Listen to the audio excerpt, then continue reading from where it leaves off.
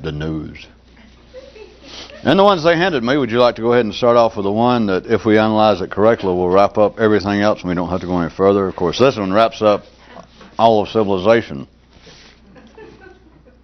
As long as life's local conditions stay in balance, and as long as men think they're not, everything is in balance.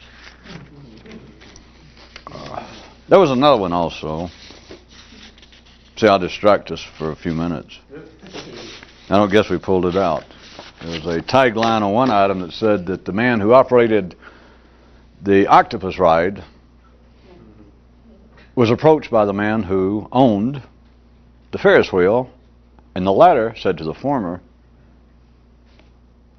I have nothing to apologize for, nothing to explain. My ride does exactly what it's supposed to.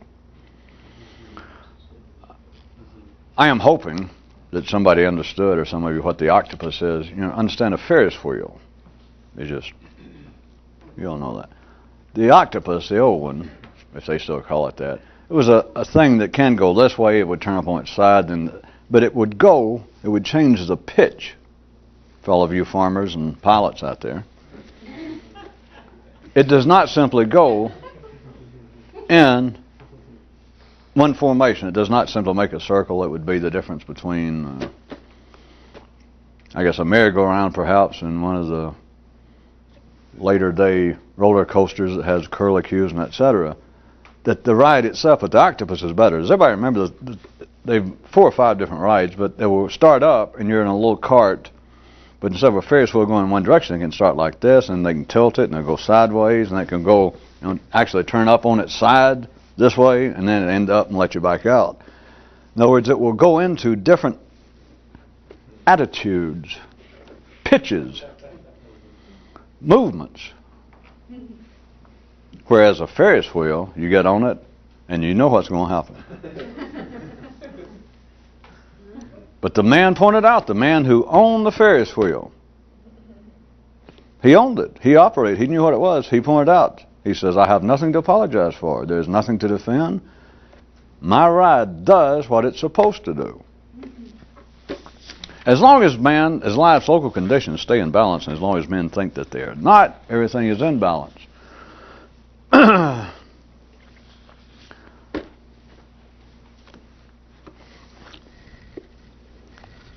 about let's try a sideways approach. To say that everything is in balance is almost to say you should go ahead and bite your tongue on our collective behalf. To say everything's in balance is darn close, frighteningly close to a man saying, life's all right, everything is as it should be, which years ago sometime they ran out of baseball players back in the late 50s to put on a box of Cheerios one time, and instead somebody got into a book of Zen aphorisms and put on everything is as it should be. So there was a whole bunch of kids grew up, especially the ones that are sort of spastic and untalented in sports, and they grew up with this, and they keep repeating it. And then some of them, even into the 60s, grew beards and tried to read or write poetry. Someone tried to save up their money and get to California, and it just got to be a mess. Plus, there's a whole generation lost in Little League decent baseball players because of that that one oversight for several months there with Cheerios. It could have been Wheaties, so don't write me. But so life's been full of people going, well, they get carried away. A little dope, not the kind the brain puts out, but a little narcotic somewhere, too little sleep, too much coffee, partially dazed, maybe a ricochet bullet hit them one time. And throughout history, there's many people suddenly turn around and go, now I see. Everything is as it should be. And then they wander off, nobody pays any attention. This is dangerously close from one view, because that phrase will captivate many people for a long time, sometimes not 8 seconds, obviously, but 2 or 3 seconds. And then another couple hundred years, somebody else will say it. And several people going, woo, and they'll go 2 or 3 seconds. And they keep writing it down, so it's always there if you want to go find it, that somebody says, it strikes me that things are just as they should be. And then you turn the page to get the rest, and you find out the man wandered off. So that was it. But it still resonates inside of that kind of Spike Jones symphony orchestra that people, they keep periodically bringing it up. Back to the point, as much as it may sound as though it has some great metaphysical or philosophical potential significance, to an average mind it means duck squat. Nothing. Just ridiculous, because you can immediately, any civilized man can immediately take that apart, even without any book of instructions or a monkey wrench. It is simple. It cannot be true to an ordinary civilized mind to say that everything is in balance or everything is as it should be. So let's take the other view. Let's start off with that.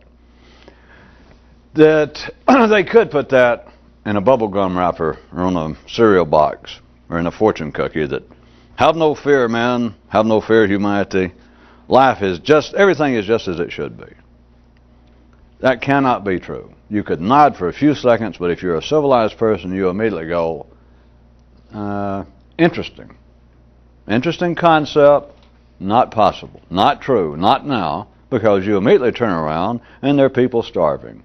And if they're not people starving that bother you, somebody broke in your house last week. You know, something really important. Somebody backed into your car. So things are obviously not as they should be, and after that there's really nothing to say, because a civilized mind has to operate on that basis, because if everything was as it should be to an individual ordinary mind, then that mind would grow over like a scab.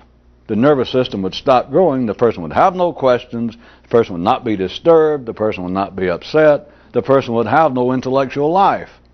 They would have no reason to get up. They could not think anymore. So that's got to be, we've done that enough. You got to just accept that. It's in you. There's no way, it is beyond any point of reason. There's no way to prove it. There is nothing to prove. You cannot take even your own ordinary mind and say, let us consider the possibility, mind, and your mind tries. Let's consider the possibility that things are not as bad, things are not as unjust, things are not as out of kilter as we thought. And your mind goes, oh, all right, let's try it just for a second. And you can't. Your mind immediately, it's like it's trying to hold a hot coal. It's like trying to see the bottom of its own feet while jumping up in the air. It can say, oh, we'll try, and it'll last that long.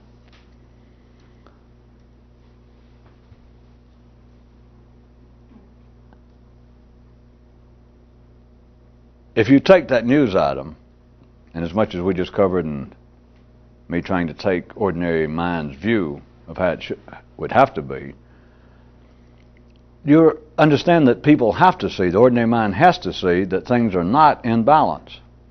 That was the second part. It's a three-line news item, that as long as local conditions are in, as long as local conditions, it's three parts, are stay in balance, and as long as man believes that they are not, that's the second. And the third part is everything is in balance. Let's jump back to the other side of the street. If it were true that everything is as it should be, that old idea to make it crude again, if that were true,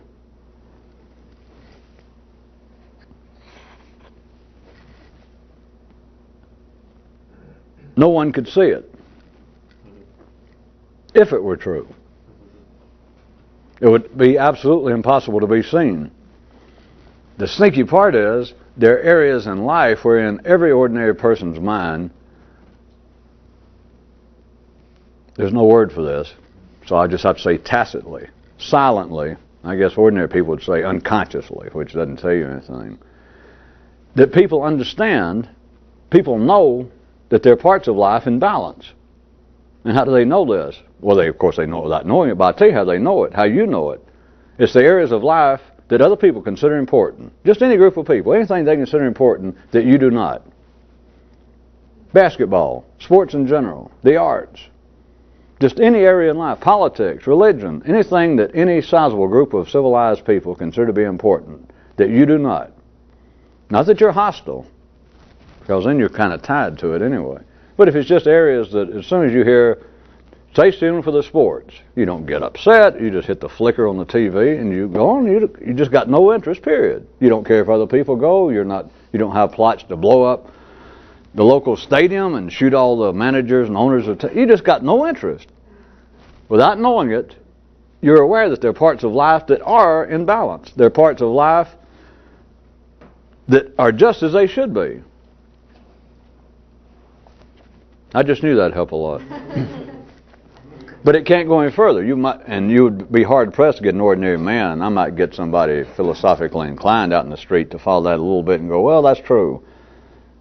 You know, if they would accept my language for whatever reason, they said, well, you're right. Things that do not interest me in a sense are just as they should be, because the point is I don't give a goddamn one way or the other.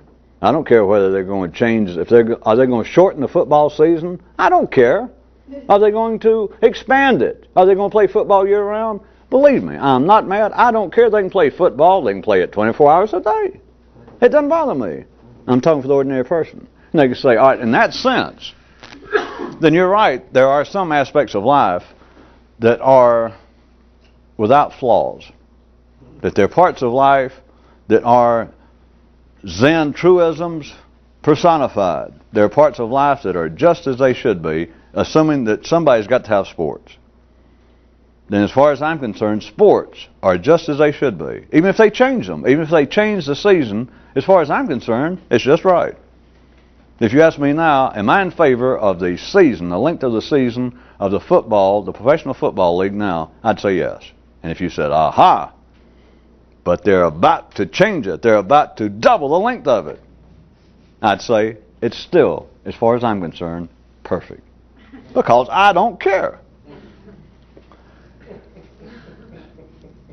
The mind cannot work, though, on that basis, an ordinary man's mind, across the board.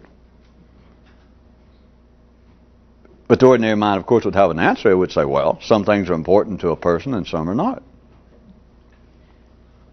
And they would not hear it. So what's important to a man? The things are out of balance. The things are not right. That's what is important to me. I would have lost him by then, just as I noticed some of you seem to have taken a small trip without going anywhere.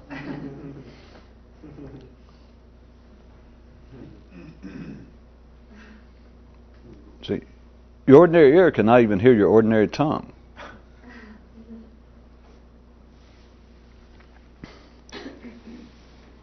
As long as local conditions stay in balance, and as long as men believe that they are not in balance, then everything is in balance. And notice how this, if you followed any of it, I'll go ahead and move off of it, even though it was going to be the conclusion for the night. This absolutely defies, belies, it stops any possibility, as men dream of there being a millennia, of there being a utopia, of us finally getting everything straightened the hell out. If you straightened it out according to anybody, let's all take a second and everybody consider, what does anybody mean? All right, I'll expand it. Anybody and everybody. Anybody and or everybody, including you. If it was straightened out, then it would be out of balance. And as always, an ordinary mind can say, wait a minute. Now you're saying by one person. There's no human, including myself, they might say, if they were suddenly undergoing some kind of ephemeral fit of humility. They might go, well, even me, even one person, no one person at any particular moment can decide exactly how things should be straightened out. But, they would say, let us appoint a blue ribbon committee. Let us get some real thinkers. Let us get a cross-section of civilized humanity and let them decide how things should be straightened out, and then we'd be getting somewhere. It's not possible.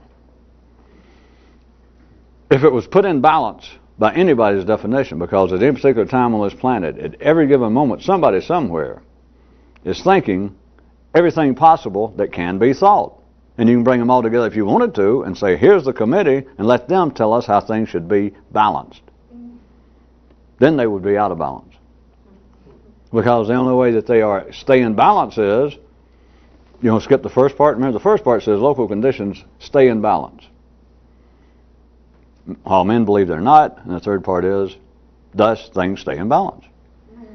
If we skip the first part and just said the second part, men believe that things are continually out of balance. That is a state of health for ordinary humanity. There is no cure for it. It is not flawed. It is not out of balance. It is in balance. Well, that's why, I'll leave, but that is why that great phrase that I attributed to the great people or the wonderful folks in Battle Creek and other places about, and in your local egg roll, that have no fear, men, or humanity lives in a fog, not realizing that things are just as they should be. And you look at it and go, my, that'll almost make your brain sweat, or perhaps it was that Chinese mustard that I had. But whatever it is, it's only, and it's gone. And yet it strikes people. If you pointed out that the more educated and civilized, or the more civilized people are nowadays, you would get them to go for that. If you said, does it ever strike you that instead of us all hollering and whining, if we grew up Jews and we're hollering, God damn, the Muslims are going to kill us, or if we grew up Italian, we're saying the Armenians are going to come down here, they're going to get over those other guys up there, the Azerbaijans, they're going to come down here. What if all that's just some kind of childish, anachronistic holdover? What if it's some kind of adolescent ammunition that we needed to make man's nervous system go? What if it's past that? And what if everything is just right? That if people say, yes, I'm an Italian Muslim, wonderful. Who gives a damn? I am a Protestant, Irish atheist with 3 legs. If the man said, who cares? You could get somebody to say that. They would say, that's what that means. That everything is just as it should be. And if we were just this much more civilized, we would be off of one another's case. And yet it strikes people that there is some deeper significance there. But there was another news item that pointed out, was a willow tree pointed out, that if you get people dumb enough, they'll believe, you can make them believe that anything has a deeper significance. But the tree caught itself, if you remember, it said, nah, strike dumb enough and make it all people. You don't have to get people who are dumb enough. All you got to do is get all people, and you can make them believe that everything has deeper significance. As evidenced by the last 15 minutes. Well, it just struck me. We've been through that. Well, for anybody who's new here, I was going to say, all right, there's proof of it, because I just made up this last 15 minutes. I mean, it's not written down. I just made it up. I heard that news, and they said, would you analyze it? And I just made it up. But the more I made it up, it sounded right to me.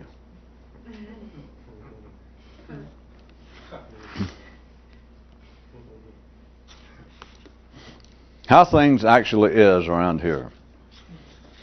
It is always a little suspicious that so many of these that they pull out seem to be connected. Everybody's in the Navy. It's a 3-parter again. Life lets everybody decide. Let them choose whether they want to be in the Army, the Navy, or the Air Force. 3rd part, everybody's in the Navy.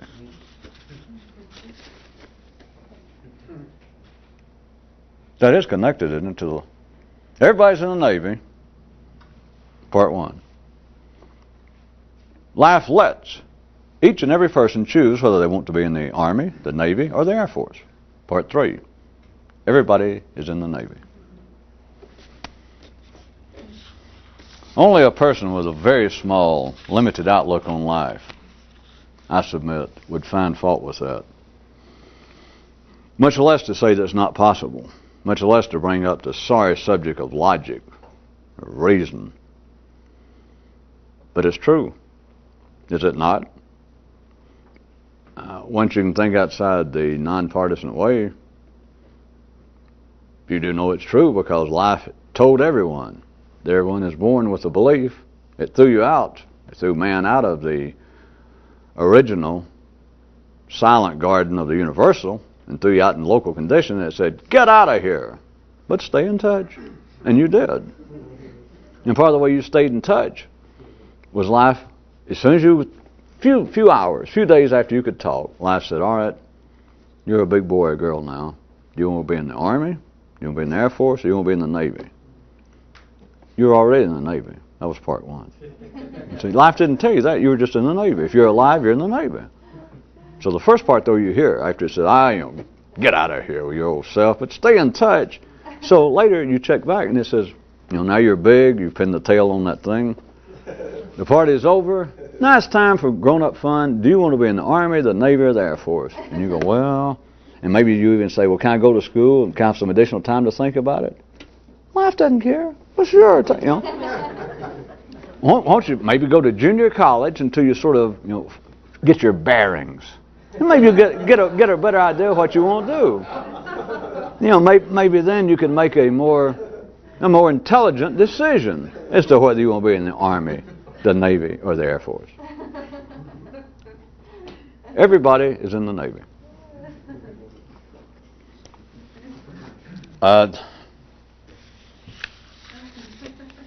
I guess all of you got that. But it is so...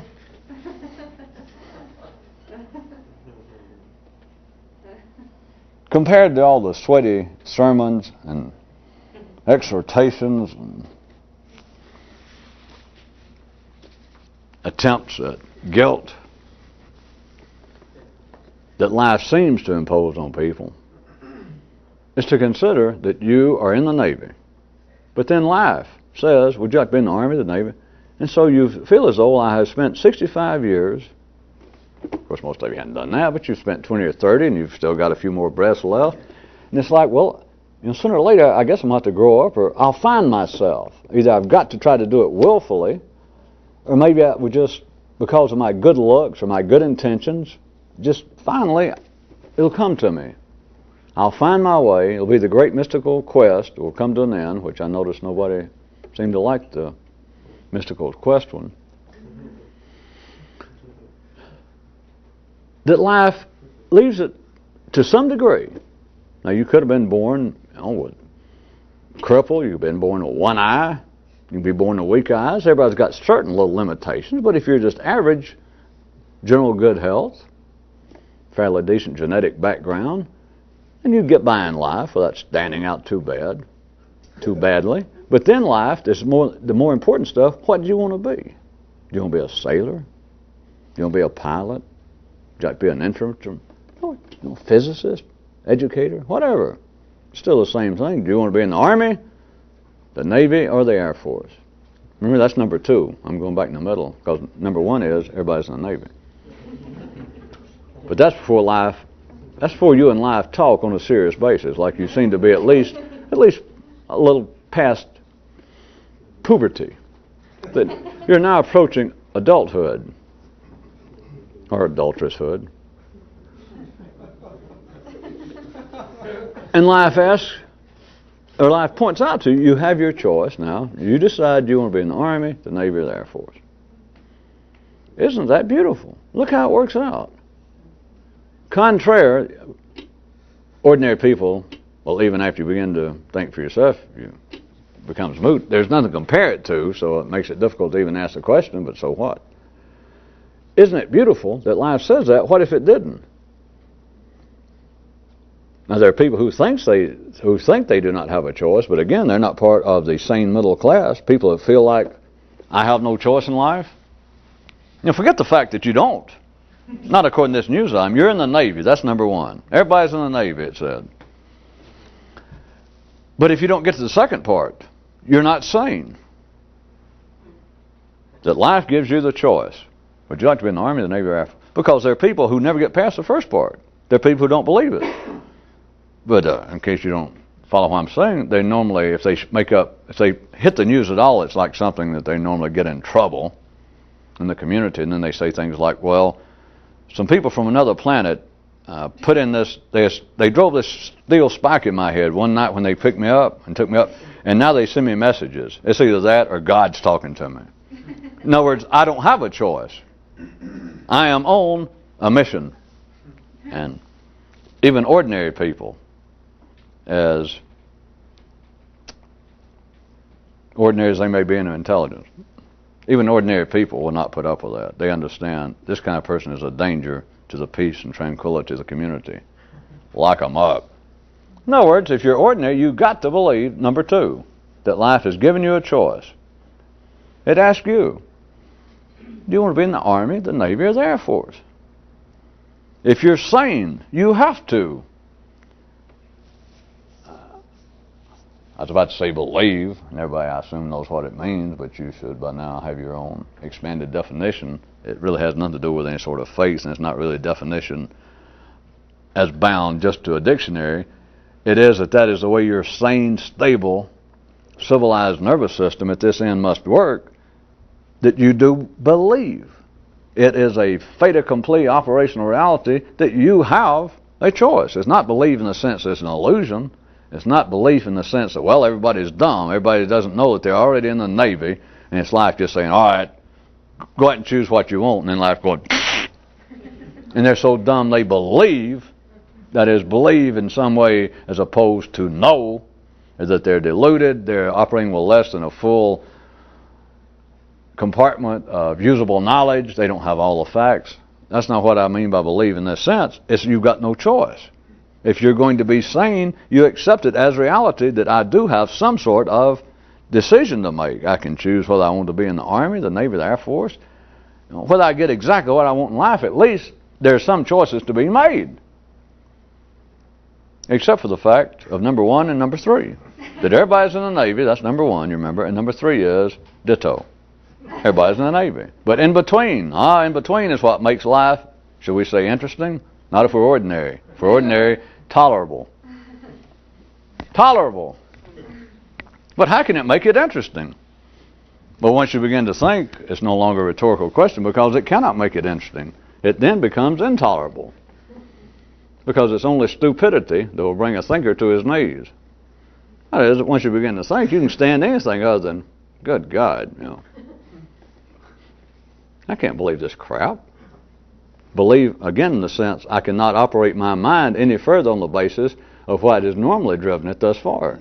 And what's normally driven it this far is the ordinary belief that, well, I could do this or I could do that. I could join the Air Force if I wanted to, except for number one and number three.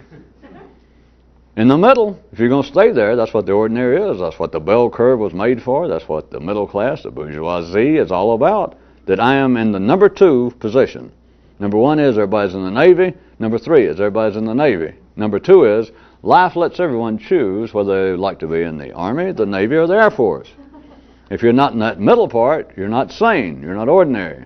But once you begin to think in any way independently, then you realize, well, the only thing I want is not to get out of uniform, not to be rich. Well, the only thing I want is to get out of this middle part. Because you look on each side and you realize everybody's in the Navy. And then you look on the other side and you realize everybody's in the Navy. And then you look down to where you're standing, you and everybody else, and you realize, well, let's be literary. You understand where the idea for the title Ship of Fools came from. That here I stand and we're all just absolutely, we're out of our minds. That is, we're extremely easily fooled. That life asks us.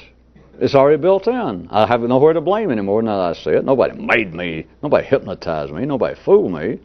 It's my own nervous system. The way it's plugged into life is that, well, there's certain decisions to be made. Whereas, number one, that's number two, in the three rules of life in this universe. I'll expand it right quick. Instead of a news item, this is three rules. Unavoidable, incontestable, irreversible, inexcusable, the three laws of life in this universe. But number two is, once you begin to see for yourself, once you can think, it's just how I'm plugged in. It was my nervous system. It told me that there are certain decisions must be made. Except for this.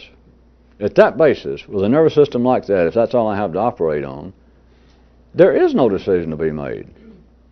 If there was a decision at that level that could be made, you'd be unplugging an appliance from the wall, and it would no longer operate. Everybody's in the Navy. Yes, but now you're alive, and it's up to you to choose which branch of the armed forces you like to be in. And that's normally where a man ends up. That'll take his age of 65 or so. You can keep reading about these deathbed moments of epiphany, people being shot on the battlefield. Suddenly they're in the airplane and they realize this thing certainly is going down fast. As a matter of fact, I do not like the particular attitude of the plane. That is, the plane's not being insulting. The attitude is, we're headed straight, head first, point blank, nose down to the ground. And so they say, that many people at moments like that go, I suddenly understand what life's about. What they understand is we're all in the Navy. But then it's too late. What a real thinker is up to. I hope no one's flying tonight.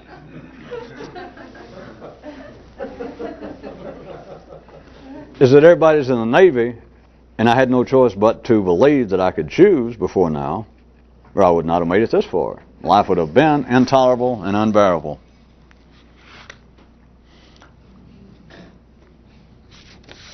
Let me hit one or two. A man looked at the child,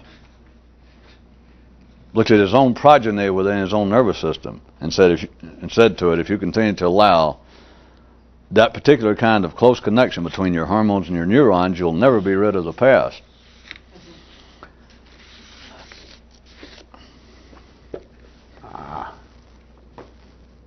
Since we only have a few minutes, I can take something real complicated and we don't have to deal with it.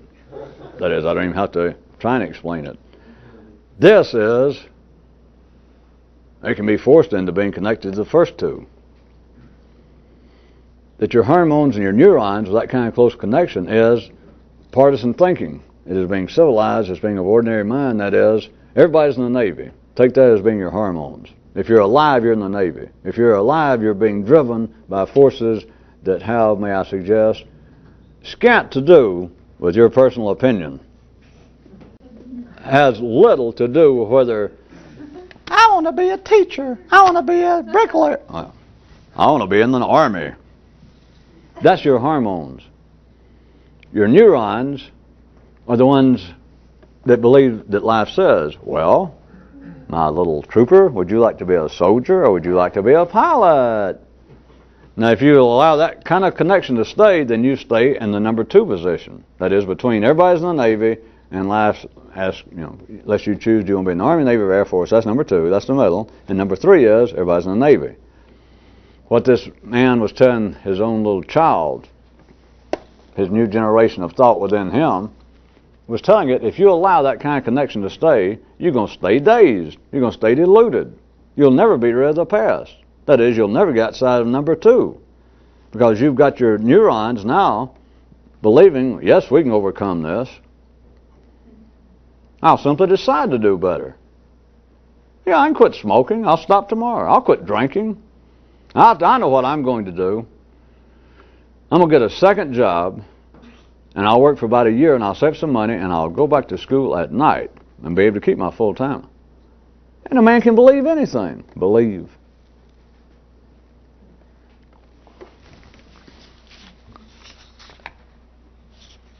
If you live with that kind of connection between hormones and neurons, which is natural, there's nothing unnatural about it, but if you do not ever see that connection, if you do not see that everybody's in the Navy, life lets you choose which service you want to be in, everybody's in the Navy, then it's like number 1 and number 2 are so glued together. Or if you're good, it's like number 1 and 3 are so glued together. Or if you're really good, it's like number 1, 2, and 3 are so glued together. You cannot be rid of the past. You've got nowhere to look. It's like your mind, your own consciousness, has become the world's thinnest peanut butter and jelly sandwich. And if you're going to be a real thinker, what you're looking for is not mystical peanut butter. You're not looking for New Age jelly. What you're actually looking for is room between the peanut butter and the jelly. Between where they're stuck together. But if you let hormones and neurons stay with that kind of natural connection, there is no room. There's nowhere to look. And a quite sane, ordinary man, you try to talk to him about, well, things are as they should be, things are in balance, as long as men think they're not in balance. And then we know they're still in balance. Or things are just as they should be. And people almost think they see something, but then they try to look, and there's no room. With the ordinary mind, you can't look. It'll strike you perhaps for a second, as I was trying to say, that many educated, ordinary people, sophisticated people go, you know, that's got to be true. There's just something about saying that, yeah, everything's just like it should be. But it's just gone, because there's nowhere else for the mind to go after that. You cannot see between the peanut butter and the jelly. It's like the world's fattest person, life, no offense, has sat on your sandwich. And there is no ordinary method by which you can separate the peanut butter and the jelly enough to ever look between the two.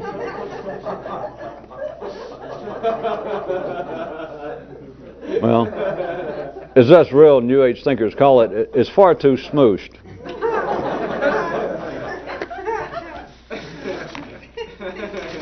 You'll never be rid of the past. You can even think you're dreaming of the future.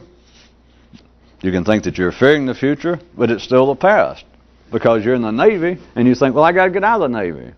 You're in the Navy, and you think, wait a minute, I joined the Army. And something's not right. You're in the Navy. Remember, everybody's in the Navy. You're in the Navy, and you think, I thought they cashiered me before. And something's not right. Everybody's in the Navy, and you think, how come they never give me a plane? I joined the Air Force. Why come no one let me fly? Everybody's in the Navy. The old man was telling his new generation, thinking that if you continue to live in such a connection that your neurons, now putting a few additional words and spin on what the man said, if you let your neurons continue to be driven in that natural manner, that immediate manner, by hormones, which is natural. But if you do that, there's no talk about escaping from the past. There is, in fact, intellectually, no future. You've already had it. Everybody knows that. They just don't want to think about it. We don't want to think about it either.